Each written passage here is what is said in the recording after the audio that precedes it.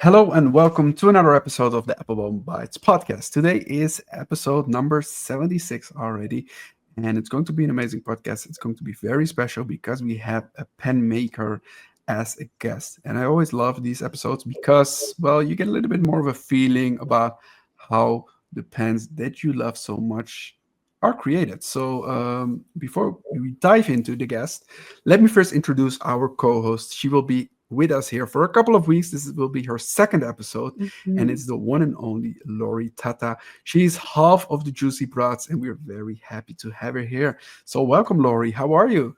Thank you, Joost. It's so good to be here. I'm doing well today. Hi, Luke. Welcome. I'm so excited. I'm broadcasting from our apartment in Boston today, so it's a different setup for me on this cold Boston day, but I'm always so happy to be here, excited for our chat today. Thanks for having me. It's going to be so much fun, and that you're in Boston makes it, of course, very special with our history in Boston. Of course, we miss still you. feels a little bit like home, so I'm so sorry. You already introduced a little bit our guest. It is Luke from Papa J Woodworks, and he's a custom pen maker. So welcome, Luke. How are you? I'm good. It's a chilly day here in central Illinois, but we're surviving. We're going to stay inside today. That's smart. That's smart to do.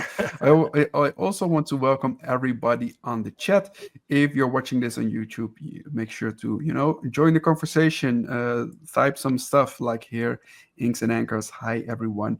Welcome, Candace, on the show. Hey, Candace. And I hope you will enjoy yourself. And if you have a question for any of us, please shoot them, and we will try to answer them. So let's start with this podcast. We first always start with the pen check. And Lori, I would like to ask you to start with your pen check. So what fountain pen are you writing with today? The pen check. So this morning, since it is so cold in Boston here, I happen to have this little icy Pelican pen that is actually from the Cities series from 2003. This is the New York City series.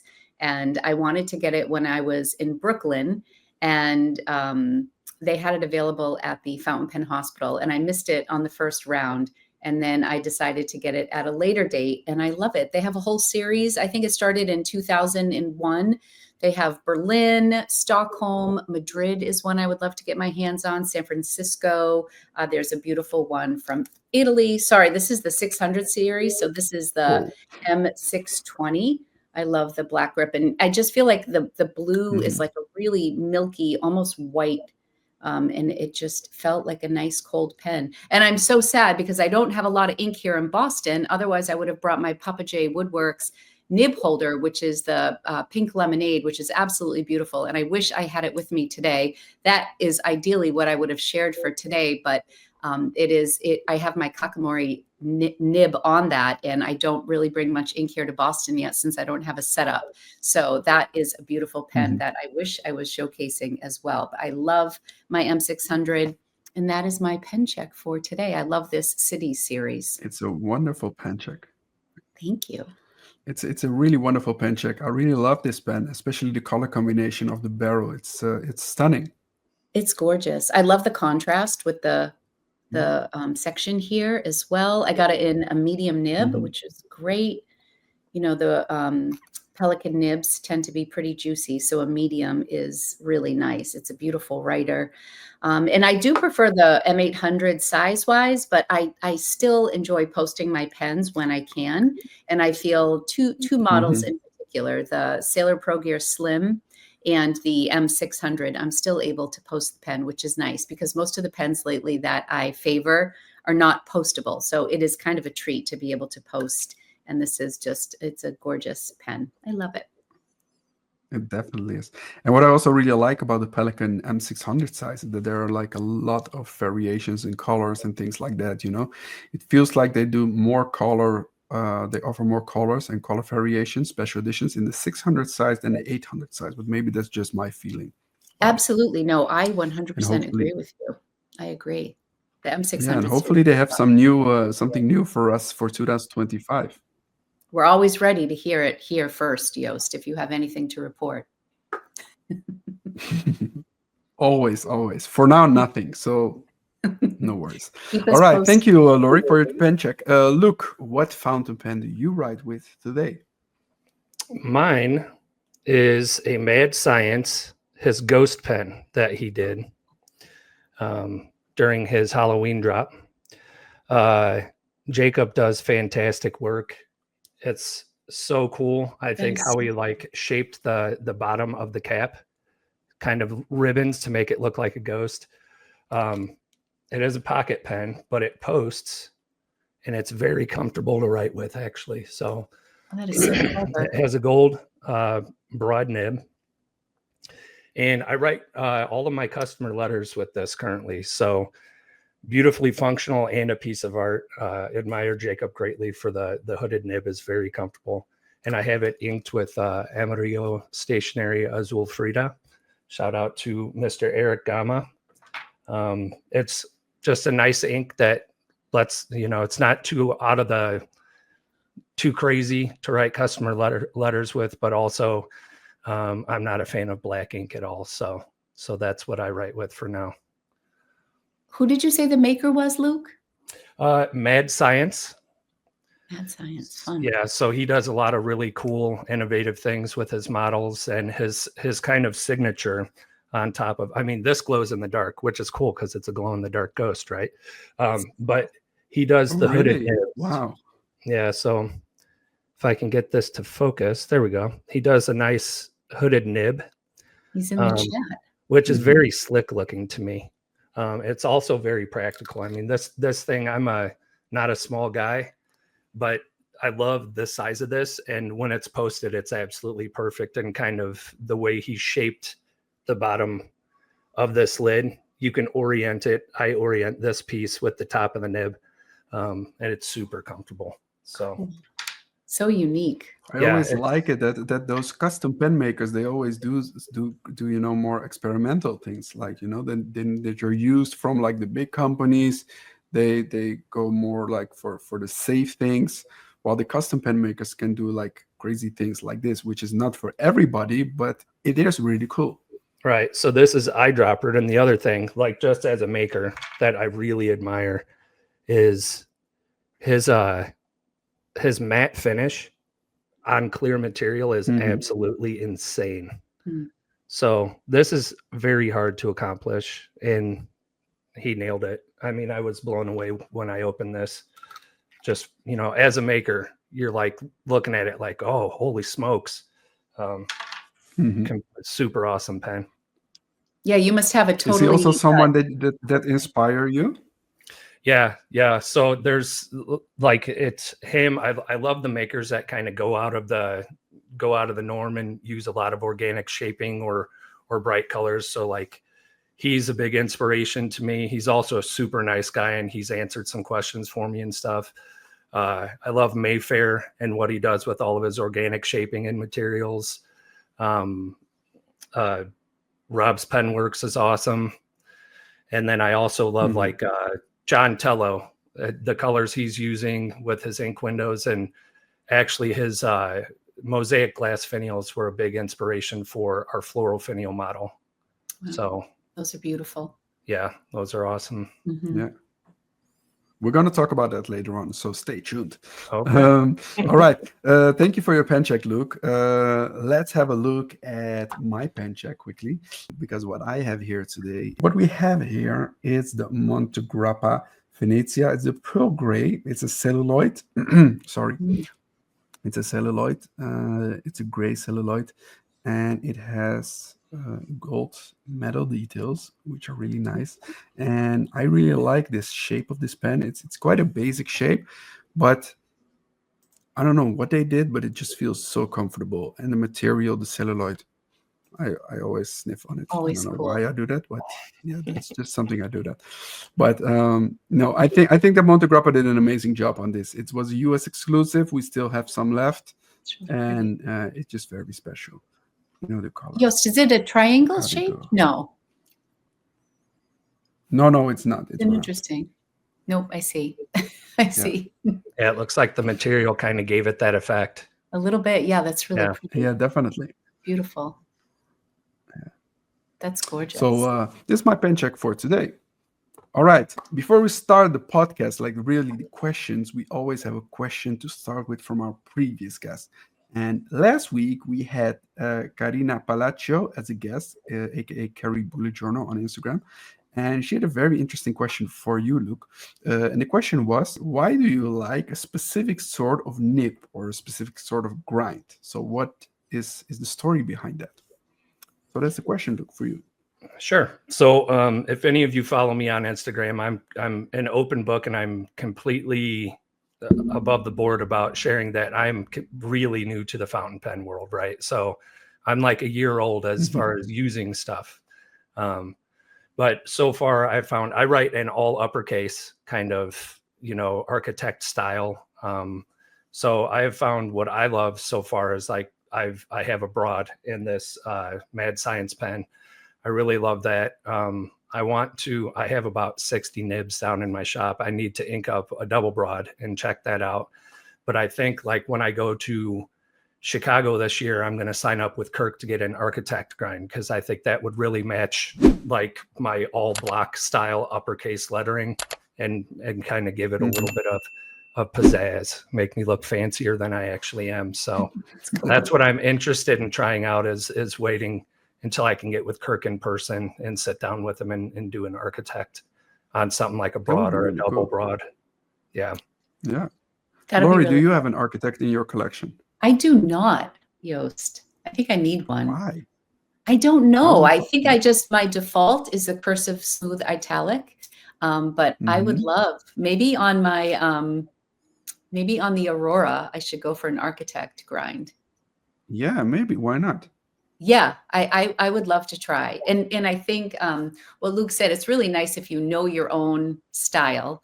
And I do write in cursive, but I like the sliciness of a cursive smooth italic, but I don't like it to be too slicey. So that's why I like the smooth part. But it's nice to know your own penmanship and how you write, and then know what grind can make a difference for you in your writing experience. So I think it's really important to know that I want to get into grinds this year, just because I have a lot of pens and I just want to tweak them a little bit and make them the best they can be for me. Yeah, I feel like if I switch to an architect, it's going to be like putting a beard on a guy, right? It's just going to be handsome. So it's going to be even better than. Yeah, I like this metaphor. It's a good one. Spice it up a little. That's great. I bet you'll enjoy it. Yeah. Inks I and think it's a anchors. great idea. I'm also curious for the people in the chat, what kind of nibs they prefer, what kind of nibs they like to use. So if you are in the chat, let me know what you like and why you like the specific nib, because that's really important. And we have Candace here already, architect grind for the win. So she's a big fan of that, and that's of course everybody's their own specific taste of nibs, of course. All right. How everybody has their specific taste for nibs. There are also people that have a specific taste for pens. And look, what you are doing is something amazing. It's something, when I see things like that, I'm always like, wow, okay, this is something that I cannot do. Most likely I will never be able to do. And because of that, I'm so like obsessed with it. Like, wow, this is amazing how you do that. Can you talk us a little bit through like how you started and go on from there? Sure. So my background has typically been, I've always been a hobbyist, and there's always been kind of a pragmatic approach to my skill set. So this all started probably when I was 19. And I helped my uncle build a garage from scratch, right? And then like I built my own bedroom in my mom's basement. And it was kind of a very pragmatic way to learn how to build things, and it suited a purpose, right? So that later turned into my wife and I getting married and getting our house. And then we were broke. So I would build shelving and furniture and tables for us and stuff like that. And then I kind of kept doing stuff like that, built-ins and little things like that, outdoor furniture.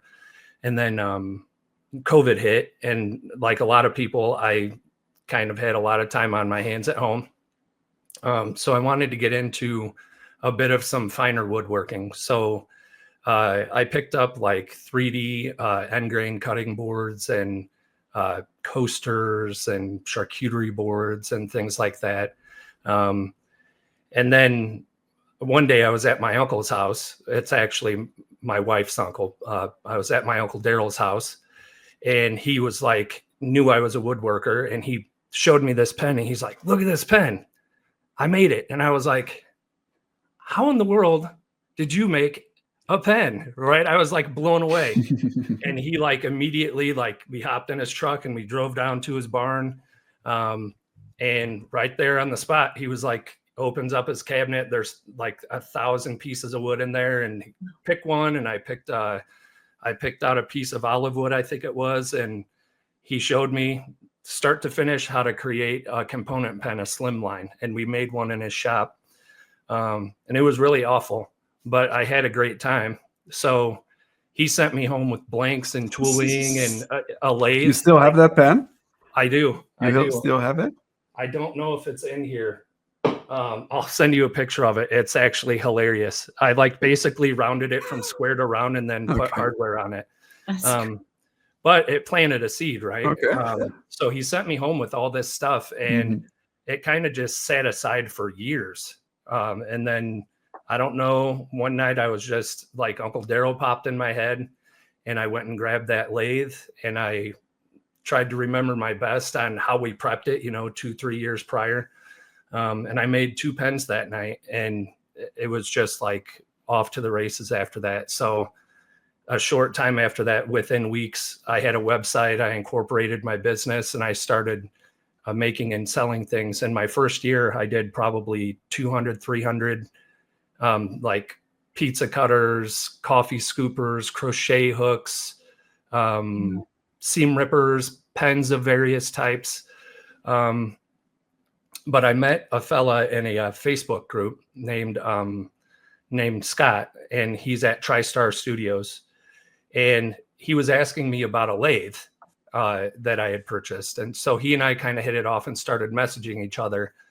And it came up that he made he made custom pens. So I told him I was feeling a little bit trapped and like uninspired, right? There's only so many different combinations you can do with component pens. Like you pick a blank, you pick your components and you make it, right? There's not a high degree of customization you can do in that. So yeah, Scott was wonderful, like a fantastic representation of the fountain pen world. Like this dude he took time, he sat down, drew schematics, sent me tool lists, told me gave me links, and then he actually made and sent me a pen to like kind of conceptualize and see and figure out how to make my own. So he was the one that really. That's what I love so much about the community. The pen community. The pen community is so loving. Everybody always wants to help each other. Yeah, I heard this more often. Also, Jonathan Brooks also explained this to me. Like the pen makers are so. How do I say this? So my English is not so good, so I cannot find the words for it.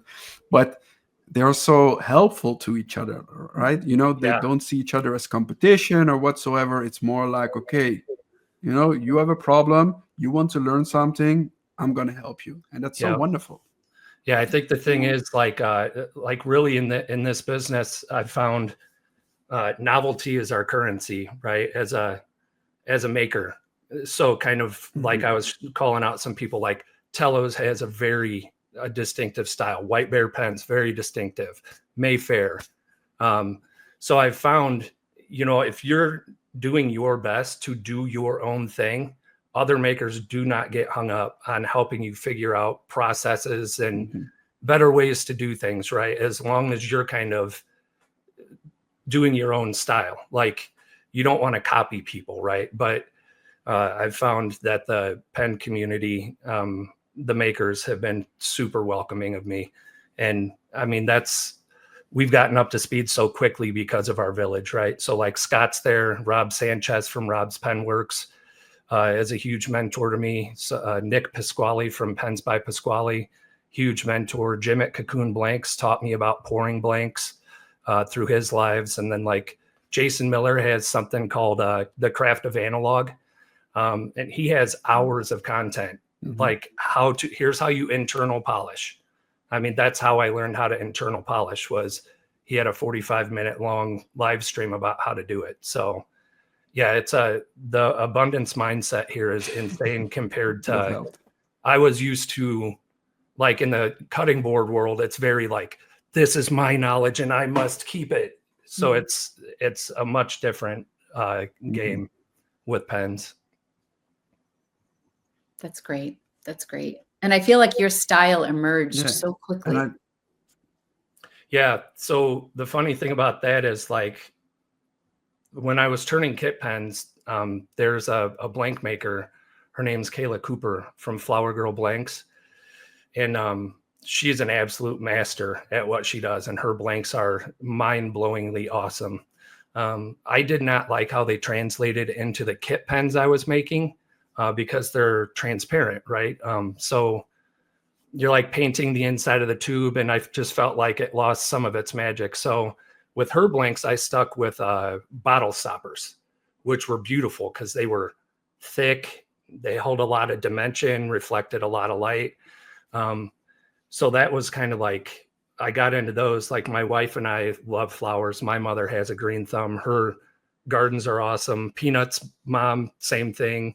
Like, she and I are covered in flower tattoos. My wife and I, we've always just had a thing for flowers. So nice. I think it was kind of a natural progression when I saw Pasquale put up a fountain pen he did with flowers in it. And I was like, man, like, I think there's something there. It kind of reminded me, like, I really loved those blanks, but they didn't translate well. So I started kind of pouring my own. So we could kind of carve our own way, right? There are several makers who do floral body pens, but we try really hard to kind of make the style distinctively our own.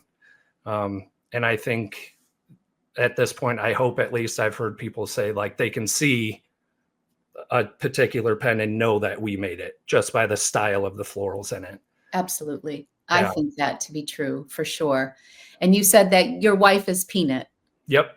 And she, you were saying that she's because we were talking before we went live, and I was talking about how, like, your pens definitely lean feminine, and Candace actually just posted one that I absolutely love. And you incorporated wood with flowers and pink with sparkle, but it's never so over the top, because I'm somebody who likes subtlety in pens, but I like a little bling and I like it to be feminine. And I feel like you just really capture that.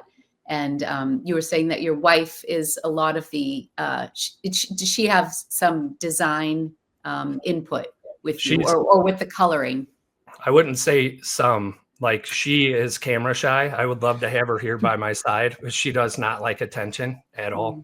So she does, we can get into the floral finials later, but, like, she actually creates all of these floral finials.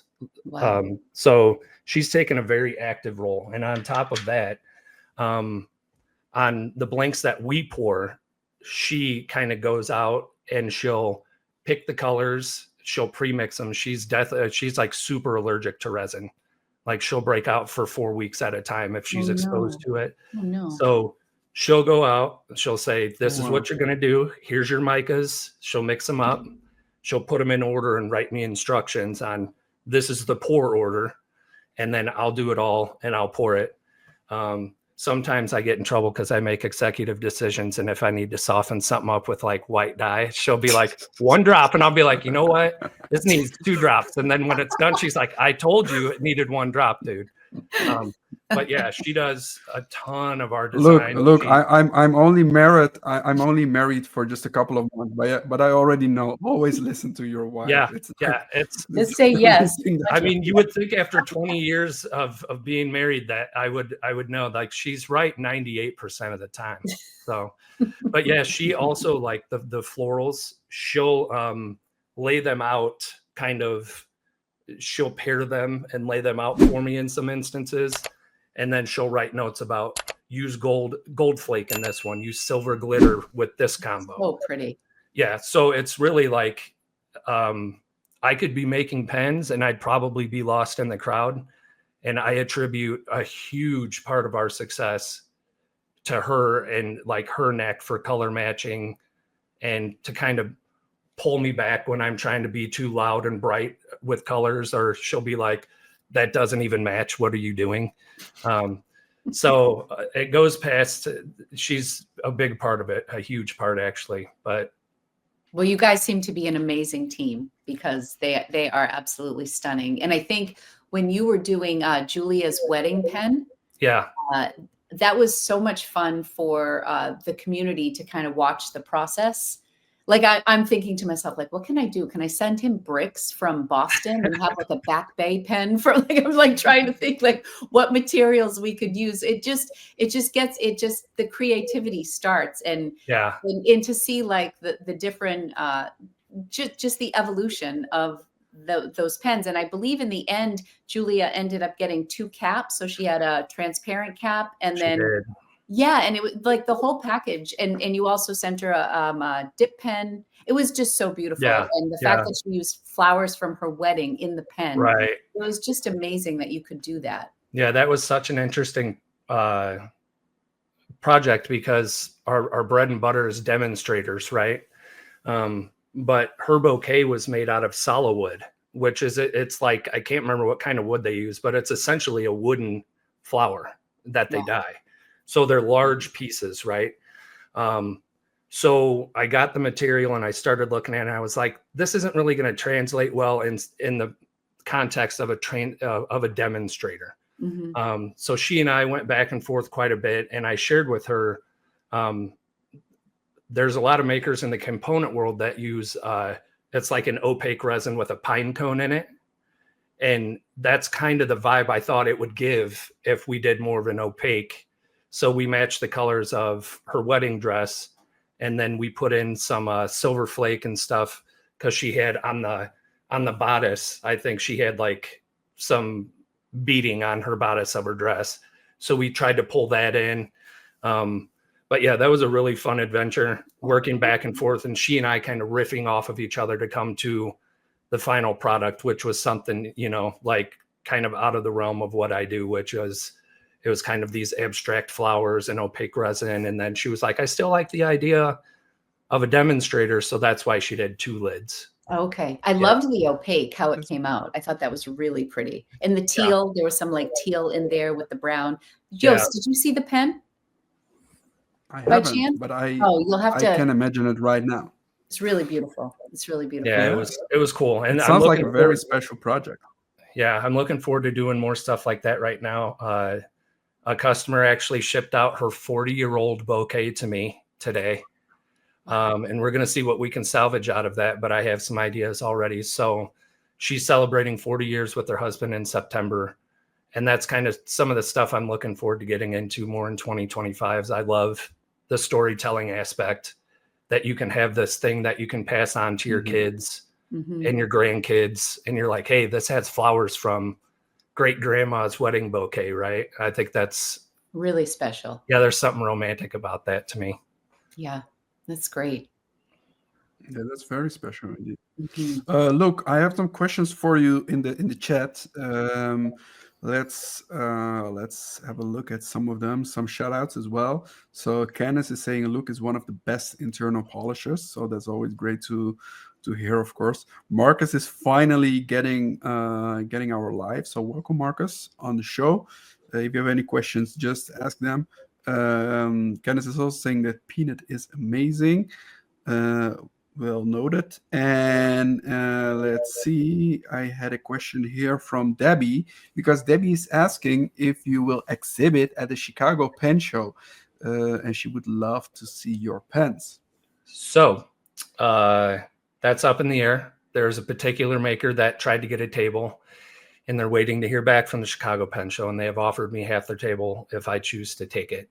So I'm waiting to see how that pans out. I've had my commissions closed a long time, and I've really been enjoying just creating what I want to create. It's very freeing to just have an idea and get it out of your head. But if I don't have a table, hit me up, because I will probably have some goodies in my bag that I will take with me. I just don't know if we'll actually be able to get a table. So I will be walking And around there. otherwise, you can just walk around and then just, you I have the can trench tackle coat Luke. full Yeah. of pens. And then, Pulling out the pens out of And I the go, box. and I open the trench coat and it's full of pens. Yeah. that's the best way to visit the pen shows, I Yeah. think. Stephanie Lane also has a comment. She says, "You're sell out so quickly, I have to get ninja fingers. Please come out to the Colorado Pen Show in October." Is that on your list, Luke? It is not. So Okay. I'm very guarded about my time away from home. My kids are 18, 16, and 13. So it's kind of one of those things where we have very little time left with them living here. So I'm savoring that as much as I can. So I do not plan on attending a ton of pen shows and being away from home that much. But Chicago is just a short drive for me, so I'll be there. Like St. Louis is another one that I'll drive to. It goes by fast. I can completely It imagine goes it. by way too fast. Yeah, you can ask Lori, because Lori just said goodbye to her son to Madrid Yes. yesterday, right? Yes, he was walking the streets with his Oh, and now older he's sister at 5 a.m. So he met up with Angelina, and I'm so happy that they're together. But yeah, the baby is gone until June. Oh my gosh. Yeah, Oh, I cried. I cried at the Oh, airport. It was sad. Yeah, I'm like, how are you holding it together right now? I'd be in bed. Just Thank crying. God for FaceTime and stuff like that. And Yeah, they do for get sure. to a point when they're adults that you're like, okay, it's time. It's time for you to go. But it's still sad, but you kind of both know that that's what they need, to Yeah. I used to joke with my oldest son. I said, for your 18th birthday, I'm buying you some new luggage and you are getting out of my house. And now I see him and I'm like, you can stay until you're 27. It's cool, man. Just don't leave me ever, okay? but Yeah, I know. look, now you're happy that he's still here because, well, you're using all his stuff right now, right? Oh, that's So you true. can- Yeah. You can be Yeah. happy that's still. For everybody in the chat, I've commandeered all of his gaming, his camera, and his lighting and everything. So yeah, I've stolen everything from him so I could do this. That's great. Yeah. Big shout out to your son for lending you all this stuff. Thanks, Nate. We have a question here, Marcus. Marcus has a question for you, Lori. What are your kids doing in Spain? So my daughter Angelina graduated from Penn State in May, and she's actually teaching English out there in Madrid. And then my son Rocco is a student in Maine. He's a junior, and he's doing a study abroad program. So they're both in Madrid, separate lives happening, but they are together, which is really nice. Angie studied in Barcelona for study abroad, and my son Anthony went to Florence. But Rocco chose Madrid, and we're very happy because we have two babies in one area. And my son Anthony, who's working the 9 to 5 now, he's 26 and living in New Jersey. He's suffering from FOMO right now because his two siblings are living in Europe together, and he's working. Yeah, they're going to have fun, in Madrid, and he's just still working. Are you going to visit them in Madrid as well, or you just leave them? Yes, we're going out in April. Very excited. Oh, And we're going to fly with Anthony, so we're going to be full family together in Madrid, which is going to be nice. That's nice. Yeah, thank you. That's cool. We're excited. Look, we have a shout out here for you from Francisco Lopez. His demos are top notch. And Marcus is asking, what retailers do you sell through, or are you direct only? I am direct to consumer unless Joost wants to pick me up. No pressure. Of course, if you have time. If you have time, then we can arrange something. No worries. I'm always happy to add. That would be a really nice match. Mm-hmm. Yeah. Always happy to have some new brands. Talking about some new brands and some new products, I have to talk a little bit now about some new products. Sorry? I said they would sell out fast on Appelboom.com. Definitely. I have to talk a little bit about some new products. New products. All right. The first thing that I would like to announce is a new Visconti Van Gogh edition. It's called the Potato Eaters. It's based on the beautiful painting of Visconti Van Gogh. actually, I have seen it together with the other half of the Juicy Brats with Vanessa, because Vanessa forced me to go to the Van Gogh Museum when she That's was here right. together with me. And that was also, if I remember correctly, but Vanessa, correct me if I'm wrong, that was also the painting that Vanessa was pushed away from because she was looking at the painting from this Too point of close. view, and the security guard didn't really appreciate that, Oh, so get he out. pushed Oh, her she was away. Like, physically pushed yeah, away. I thought you meant she didn't like it. She was like told to take no, a no, step no. back. It was like physically, like, please, madam, can you step aside a little bit I can because, well, picture you that. have to, yeah. So that was hilarious, and it was that particular Van Gogh painting. So yeah, I have to I just hit looked up the painting Vanessa. up Like, this hey, morning. it's the Potato Eaters. Yes, it's a really nice painting. It's really dark. Yes. I'm not a professional in paintings, but I saw it was a really dark painting and it was beautiful. It says that it was That's his most successful painting, which I was Oh, really? surprised. Okay. Yeah. Look at that. Look at that. Yeah, maybe I should grab the pen when it comes in, and then I have to go to the Van Gogh Museum, make a photo over there with the painting. That would be nice. But let's wait till it comes in. All right, that's a new Visconti pen that was launched last week. Today we received a very special package from Bristol, from the United Kingdom, with a new brand, a new pen brand that we have in our store as of today.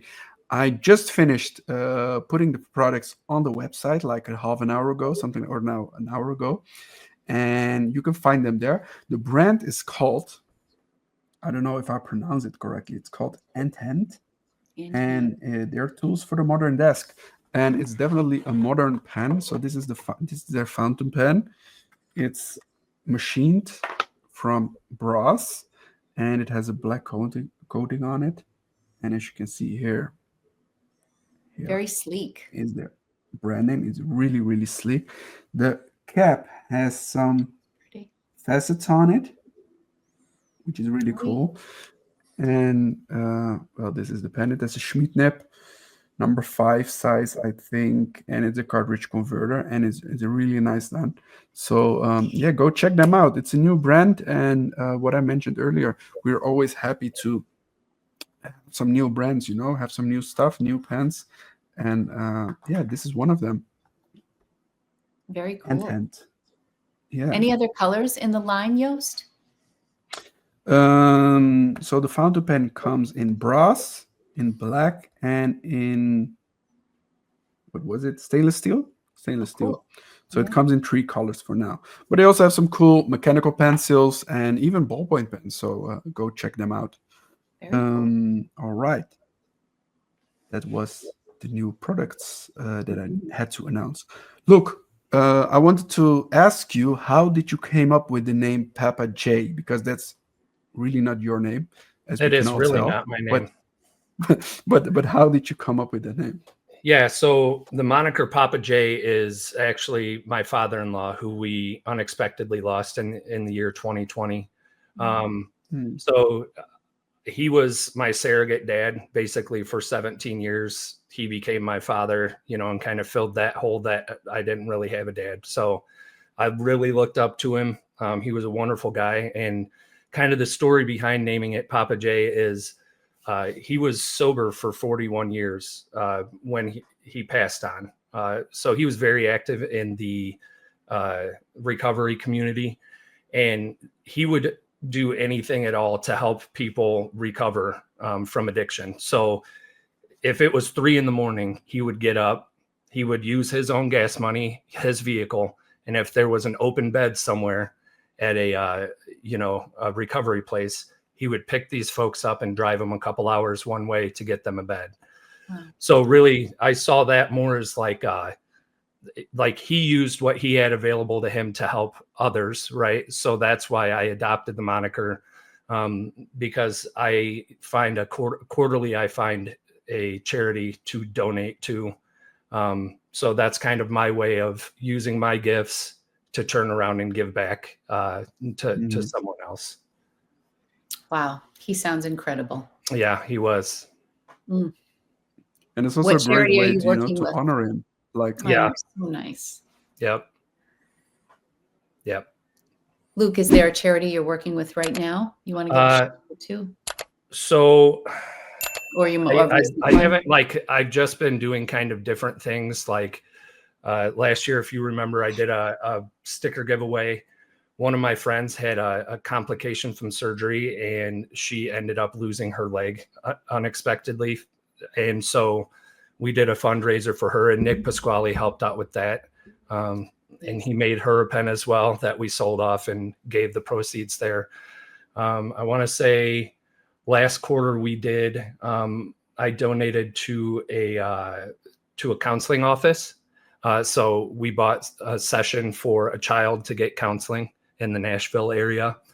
I can't really think. Oh, we've done like stuff, the backpacks for local things. So filling backpacks with goodies for underprivileged kids and things like that. So I've toyed with the idea of getting something specific set up, but I haven't really locked in on that yet. So I just pick one a quarter, and that's what I do. And I really like that you know how it's like where the money is going. Like it's really direct to this person or for this project, and you know where it ends up, right? Yep. Yeah. And that's important to me, just because I'm a skeptical person. So when you see the salaries of some of these places that purport to be doing good for people, you see the salaries of their CEOs, you're like, I don't really want to give you guys money. So that's kind of why I do it that way. That's great. I really like that. Marcus has a question for you. Do you have any new pens coming up? I see a lot of Christmas on the website. I do. So the Christmas, I think I kind of jumped the shark. It was a different style for me, and I don't think it resonated with the customers. It was a fun story, however. It was called the Fairyland Express, and it's actually a song that Jerry's grandfather, Papa J's grandfather, wrote. So I did a series of pens based on that. That's what those are. But I do have these guys are dropping this Saturday. Oh, so beautiful. What time? Wait, do we have a world exclusive here? Is this a world exclusive? Is this like these have been posted on my Instagram, but I do have I have a Valentine's Day world exclusive that I can premiere here. Ooh, wow. So these are just so beautiful. Yeah, I have these 4, and then I have 2 nib holders in the works that match these guys. Wow. Kind of there's tiny little pine cones in there with the white grass. So beautiful. And the gold flake. Wow. And then these, I also have some nib holders to match these guys. These blue and white with silver. So I'll have. They are just pens, gorgeous. Yeah, 8 pens total dropping this Saturday. 4 nib holders. What time? So what time are you dropping them? Because I saw people here with ninja fingers who most likely want to be ready. So it's either 11 or noon Central. If you go to my Instagram, there's you can be reminded. It's an event on my Instagram account. All right, Stephanie Lane, go there and have your ninja fingers ready. Yep. We'll be there together, Stephanie. Yeah. All right. So here's the world Lori, exclusive. do you have a question for Luke? Oh, wait, world exclusive. Yes, we need a world exclusive. Yes. So I have decided to, sorry, I'm orienting these properly so we can see them. Shannon loves pink, so I know that's why she's going to be in for a treat. Yeah. So I know Shannon. I decided to do a very small Valentine's Day drop. And I just pulled these out of the pot this morning. Oh my! So this will be called Forever Your Valentine. So I'll have 2 nib holders, and then 2 fountain pens with some companion material. And after seeing these, I think I might pour my own companion material to have kind of pinks, whites, and reds with this gold flake integrated in it with some demonstrator pockets. I think is how I'm going to go with those. Mine, please. Yeah. So the chat is exploding now. Everybody cannot wait for it. So yeah, you guys have to wait a little bit. Valentine's Day is it's still like a couple of weeks left. Yeah, but we need to get them out there so you can pre-celebrate. Yeah. Yeah, so I think that'll be next after this drop. So my question for you is, how long does it take from start to finish, from concept to 11 a.m. on Saturday? So wait, look, wait. Before you're answering that question, I want to know, Lori, for Valentine's Day, have you ever got a pen from your husband? Yes. Is this a rhetorical question? Because this is funny, because my first Valentine's Day pen he bought at Appelboom in Boston. He got me he didn't go. I swear to God, and he surprised me. He got me the Leonardo Fiore Grande in blue Hawaii from Appelboom. Wow, I didn't know this. Yeah, I did know that you got that pen, but not that it was for Valentine's Day. That was Valentine's Day. Yeah, he takes good care of me. Yes, for sure. You have to keep him. All right, sorry, Luke. Please go ahead. I'm curious how long it takes. Yeah, so I can only speak to kind of like, I don't prefer to work in batches, but I feel terrible when my preferred style is make a pen and drop it, But people get very frustrated because they don't really have a chance, right, to grab it. So I've kind of shifted to a very small drop schedule, which just kind of centers around what's going on in my life and when I can get it out there. But if I'm looking at like a single pen like this, these take me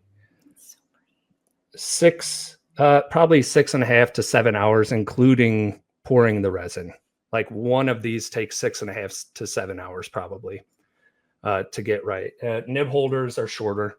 They're probably closer to like 2.5, 3 hours, including pouring the resin. But I mean, situating the florals and the molds and everything and getting everything poured and making sure it doesn't float away and all that. I mean, it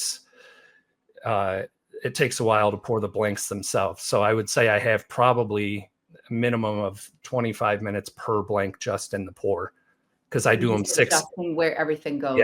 Yeah. So it takes me like a little over about an hour and a half, I would say, to do 6. I do 6 at a time is how I do it. So, and some are quicker, some are not, because sometimes I'm pouring like, I have some silver flake, I have some gold flake, I have some silver foil. But like yesterday was all gold foil. So that sped it up a bit because I could just mix one type of resin, put my gold foil in it. And then I did all gold foil and everything. So beautiful. Yeah, those models take about that long. And then these models here, like depending on if there are demonstrator lids, and then my beloved does these, right? So these take probably 3.5 hours, depending on how much. This one was a bit quicker because of the opaque section and body. Right. This is Howell Creek Craftsman material called 1873 Apothecary, I believe. And it's a matching set. That'll be nice for Valentine's season as well. The purple lavender tones. Yeah, this one is still up on the site. Self-plug. This is the last one left over from the Howell Creek drop. Beautiful. Thank you. So, I mean, so what is your motivation for only wanting to do one? Because you want it to be a standalone and unique? What do you not like about working in batches? Because it seems like batch work would be more profitable for you and would please your audience, the people who want to buy. Yeah, I really love it's like the one-on-one attention, I guess. Okay. So your attention isn't like, once you do like, okay, I'm going to set up my lathe and I'm going to do a tenon and drill the body for 5 pence. Like you kind of get in this, when it's like the white line when you're driving, you just start staring and you're like zone. Yeah. I just feel like it's less enjoyable for me, and it feels like work. Okay, that makes sense. Towards the end of the drop, it's like, especially the internal polishing stages. my mentors and friends in Instagram get all of the, oh my God, I'm so sick of this. Like they get all the messages.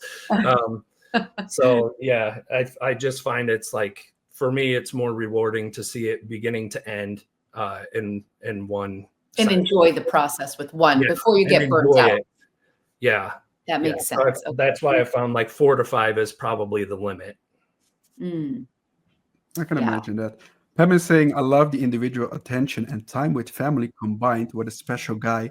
Look, I was also wondering, you mentioned that you have a couple of kids. Are they? Do you involve them in this? Are they interested in the pen making business? A little bit. So I involve them to the extent possible that they're willing to tolerate. My daughter Celia is also very allergic to resin, but she has actually designed a few blanks for me. So Lori's blank was designed by my daughter. So Celia actually gets a kickback every time I buy the blanks off of her because they were her intellectual property, so to speak. So anytime I sell a pen with her material in it, she gets a kickback and I pay her for the material since it was her idea. My boys, a little bit here and there. My son has, he's a big Demon Slayer fan. It's an anime. And he's actually, I'm working with another maker to have a blank poured right now. And we're going to make I think he wants to do a series of Demon Slayer pens. So they're not like super into it, but you know, I'm hoping someday they will be a little bit more. I think it would be fun to be able to involve them and kind of pass it down. Yeah, you know, it's a nice family business this way, right? Maybe you can teach your kids to do the internal polishing, so you don't have to do that anymore. Yeah. If I could pass that off, that would be great. Yeah, that's great. Yeah, I love the end. I love just that. Have to encourage them, like, you know, this is the most fun part of everything. Yeah. This is what I love the most. This is what you have to do. It's very rewarding at the end, but it's a grind when you're looking at 6 pens and they all need an internal polish. That's like, it's kind of like, ugh, but it is what it is. Yeah. Your daughter's work Needs is to be beautiful. done. I had no idea that his daughter had designed that pen when I saw it. I just loved it. And the nib holder. And then I found out afterwards because she commented on my video that I posted. Yeah. She did the lover blank as well. And she's done a few others. So she did like based on Taylor Swift's lover. Guys, if you're listening to this and you want to support Luke's his daughter, you know which blanks you have to buy because the money goes to her. So that's right. Yeah. That's right. Do that. I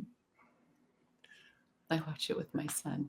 Yeah, I bet that Demon Slayer line. Saying, I love Demon Slayer. I watch it with my son. That's awesome. Yep. That'll be a nice niche audience for that. Yeah, that's going to be hot for sure. Yeah, it's a different style for sure, but that's a personal project for him and his buddies. That's fun. All right, we're here at the end of the show almost. But look, I'm wondering, what question do you have for our next guest to start the show with next week? Yeah, so I was thinking about this during this time, and I was kind of thinking back about my experience. And my favorite part about this whole community has been kind of the people I've met along the way and how great it's been. You know, they met me where I was at. They didn't care that I wasn't an expert in fountain pens. So I want to know what that was kind of the catalyst that hooked me was the community. I want to know what the catalyst is that hooked the next person into fountain pens and into that community. Like, what was the hook that you were like, yeah, this is what I want to be a part of? Oh, it's a great question. Yeah.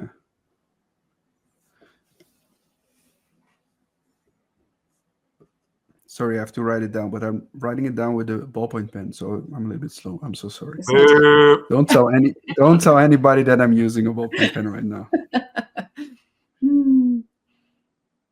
All right, guys. Next week we have a very special episode because we're going to do the Joost brothers, but at Appelboom Bites, because our guest for that show will be Vanessa Langdon. Oh, yay!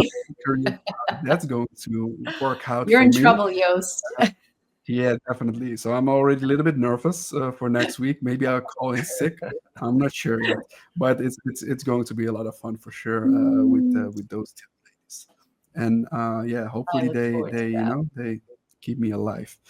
All right, Luke, thank you so much for joining and telling your story and explaining everything what you do and how you do it. I think it's very, very special to hear these kind of stories. Thanks for having me. I appreciate it, you guys. Thanks, Luke. Yeah, That was it great. was a lot of fun. Lori, Really enjoyed it too. Mark your calendars for Saturday's drop, or actually don't. So